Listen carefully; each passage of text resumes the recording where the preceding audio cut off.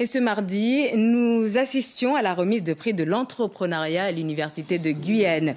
Un prix décerné à 17 étudiants qui ont suivi durant une année des modules, séminaires et ateliers sur l'innovation et l'entrepreneuriat. Parmi eux, Loana Djimé et Serette Vig, dont les projets primés mettent en valeur les produits et pratiques locales. C'est le portrait croisé de cette édition signé Thierry Merlin, Séfiane Dehi et Frédéric Larzabal.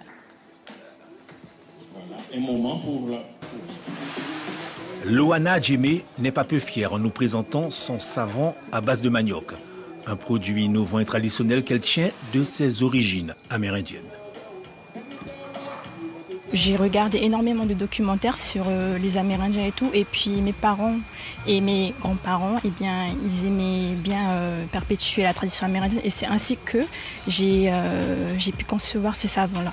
Il y a des copeaux de savon de Marseille et il y a également de l'hydrolat de rose ou alors de l'hydrolat d'orchidée et de la farine de manioc et de l'huile de coco aussi bien sûr. Autre étudiante entrepreneuse, autre projet, celui initié par cette Kouroussienne, Serette Vig, pour qui l'entretien du cheveu crépus n'a plus de secret, car chez elle à Kourou, dans son mini-laboratoire, elle transforme ses feuilles et ses épices en huile et en pommade et qui semble favoriser la repousse des cheveux. J'ai arrêté les défrisants en 2020. Donc j'ai commencé à utiliser le gingembre, le persil et après j'ai trouvé le romarin et j'ai commencé à les mélanger avec de l'huile de ricin noir. Et au bout de 2 ans, j'ai eu ces résultats. Loana et Serette, 2 exemples, 2 étudiantes d'une université de Guyane à l'origine de ce diplôme d'étudiant entrepreneur. L'initiative privée est très importante, surtout pour un territoire en construction comme la Guyane.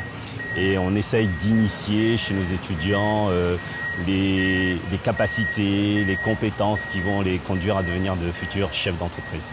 Comment ça va se passer pour l'avenir ? Alors mon objectif c'est de faire commerce et bien sûr d'exporter un peu partout dans le monde pour que les gens puissent connaître la tradition amérindienne. C'est le but justement de commercialiser tout ça. Je précise que j'ai déjà fait un test, on va dire un mini-test sur le marché. On a réalisé 800 ventes sur Kourou, Cayenne et Rémire. Donc on peut dire que c'est innovant.